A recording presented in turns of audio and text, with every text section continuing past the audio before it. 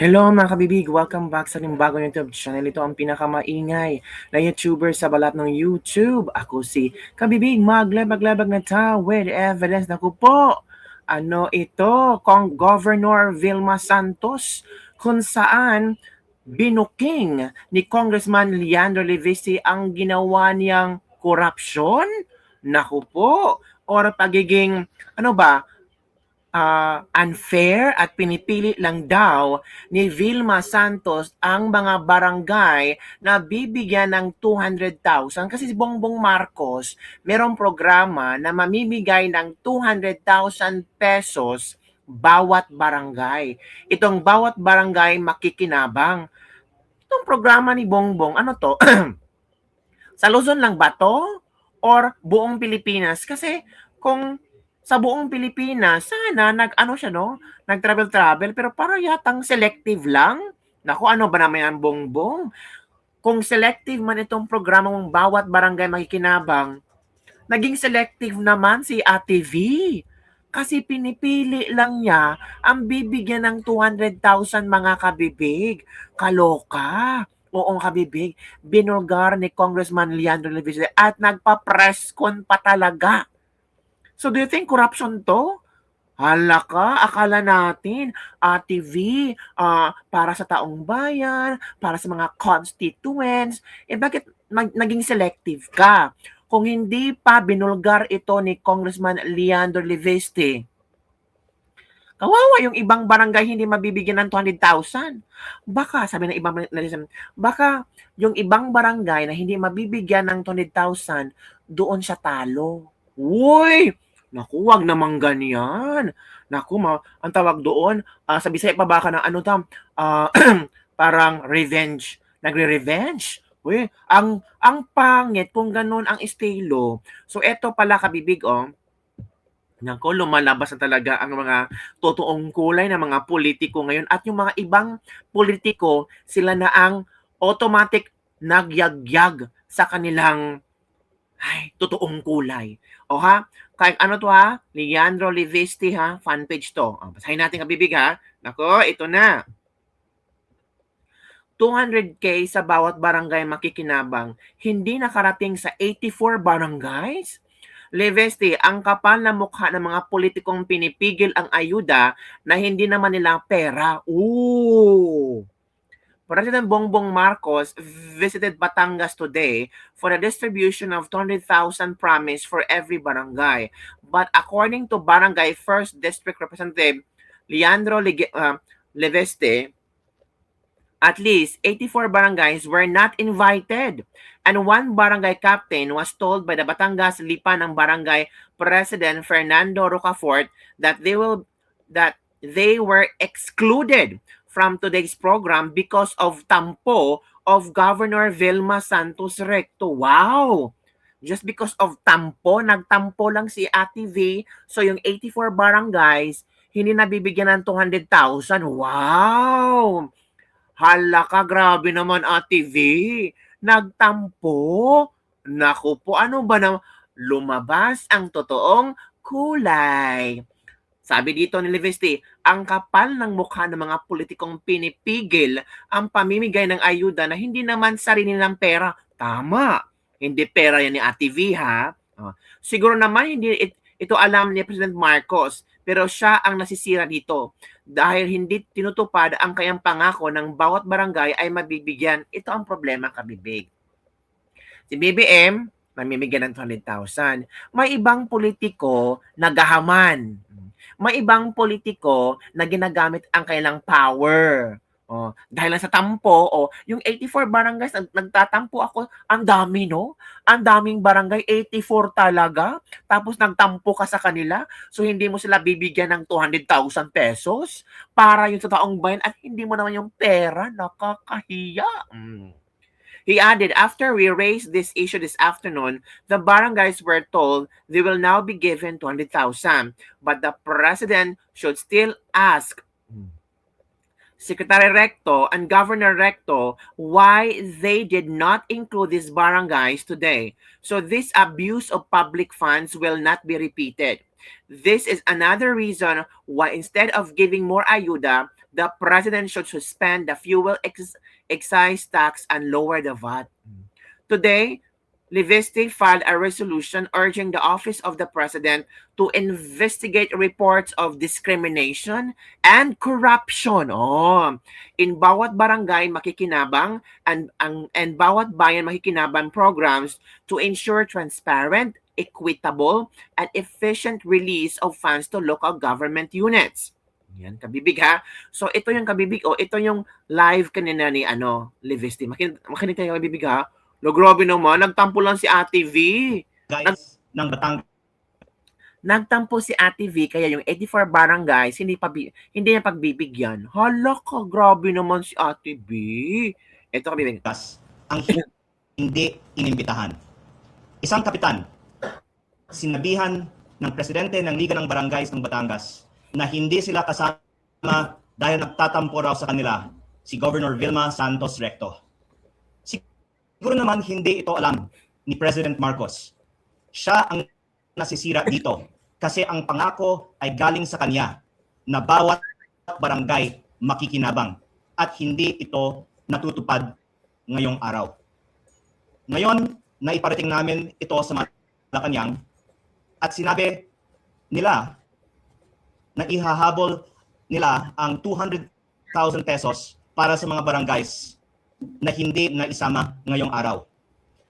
Ako po ay buong galang na nananawagan, President Marcos, na ibigay ninyo ngayong araw ang 200,000 pesos sa mga barangays na hindi inimbitahan sa bigayan ng 200,000 pesos ngayong araw at investigahan ninyo ang pamimigay ng ayuda na pinangungunahan ng inyong Executive Secretary Ralph Recto. Habang hindi naayos ng gobyerno ang pamimigay ng ayuda, isuspindi dapat din ang excise tax at VAT sa langis para hindi na madamay ang ating mga kababayan sa maling sistema ng pamimigay ng ayuda.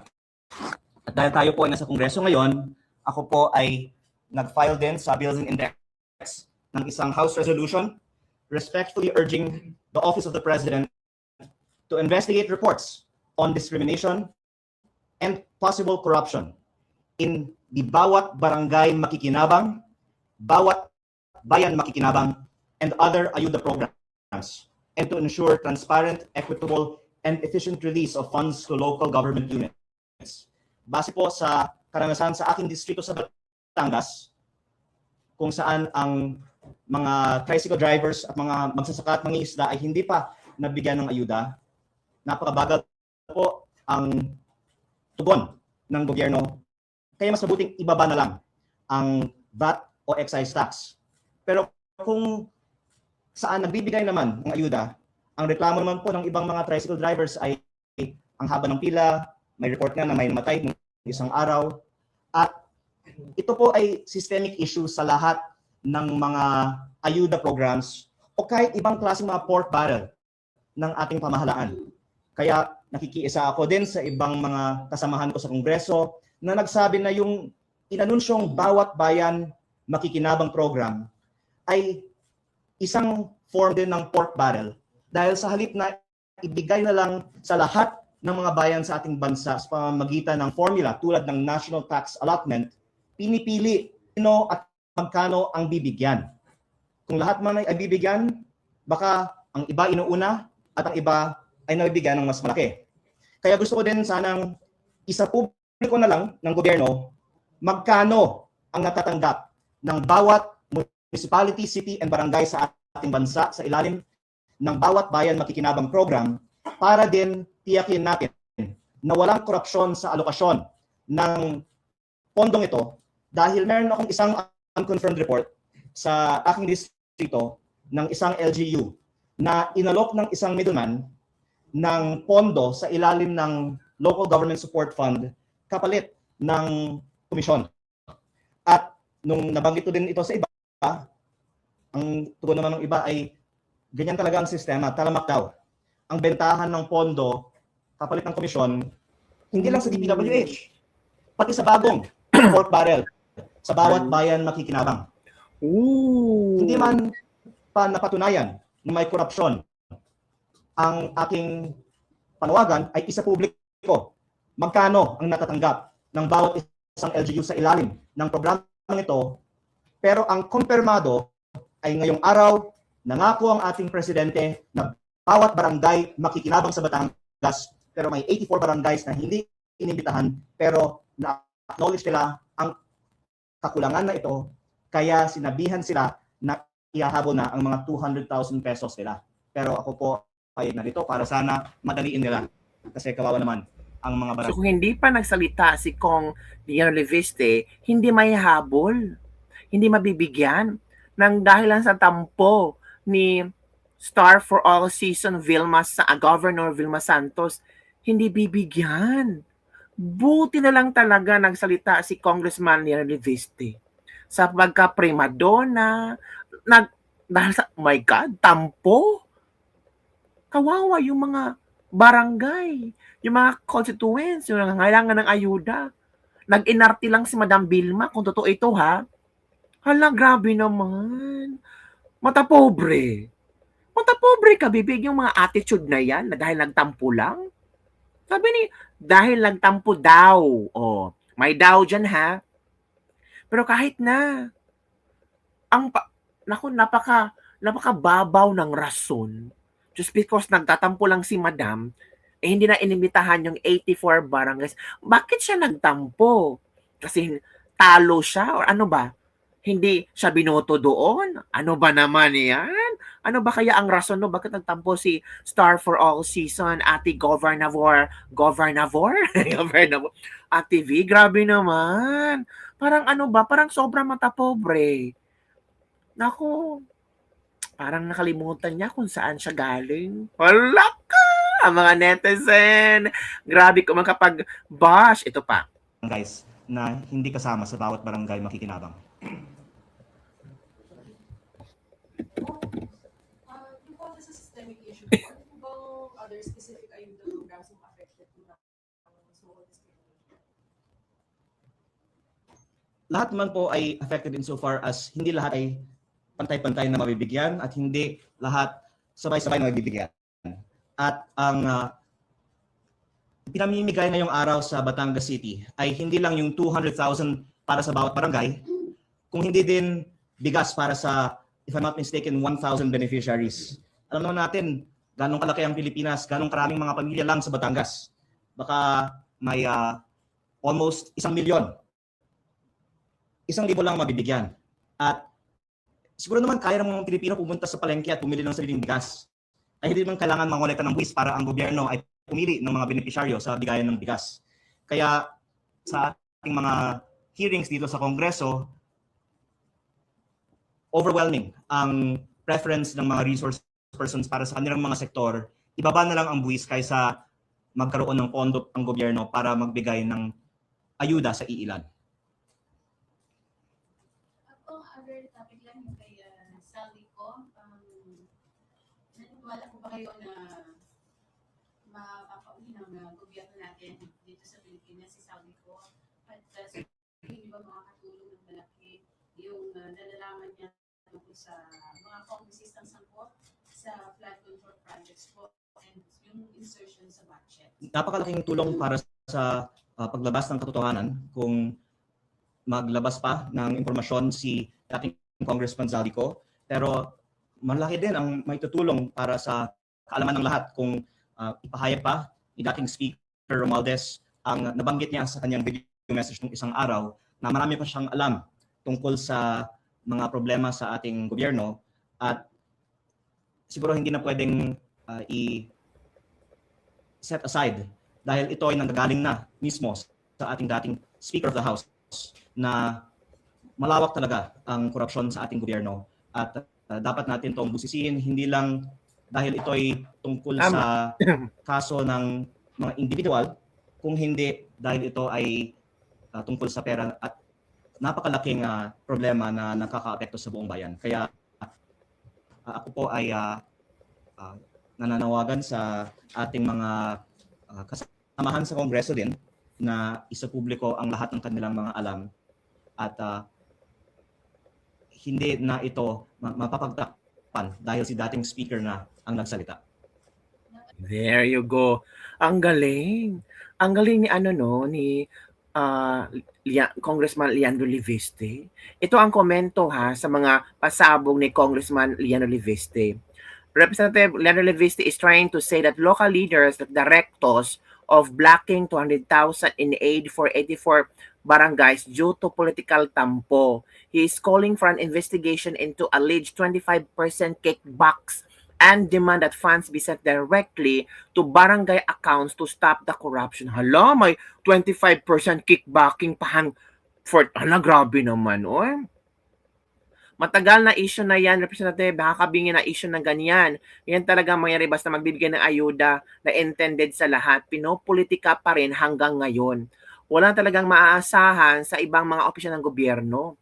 Kapal ng mukha ng Vilma at Ralph na mag-asawa talaga, pala nagtampo, pala kaya hindi binigyan tapos hindi alam nila, hindi naman nila pera. Yan. Ganyan dapat ang politiko pag may makitang di maganda ang serbisyo, lalo na kung namuliti ka, dapat sabihan agad kung sino ang pumipigil para magkaalaman. Tama. Di ba? Ito ang leader na hinahanap natin, si Congressman Leandro Leviste. Sana kung ganito ang mamumuno, mawawala ang korupsyon at uunlad ang bansa. Tama. Di ba? Silang mag-asawa pa talaga. Vilma at Ralph, nakakahiya. Mabuti ng mabuti kung meron na tayong congressman ng kanyang-kanyang distrito na katulad ni Congressman Leviste. Paano pala kung katulad lang din ni Mr. and Mrs. Vilma Santos ang mga congressman natin? Di ba? Nakakaya talaga si Mrs. Vilma Santos, ultimo asawa, magkaugali na sila. May balak yan, libo-libo na ngailangan ang pinagkakaitan. Ang daming mananalangin ng hustisya. Hindi takot itong mag-asawang to. Nagtampo yung nasa taas, kaya walang ayuda yung nasa baba. Grabe. Ito pa So, paano na, kinain na maduming sistema si Vilma? Wag yun nang iboto yan.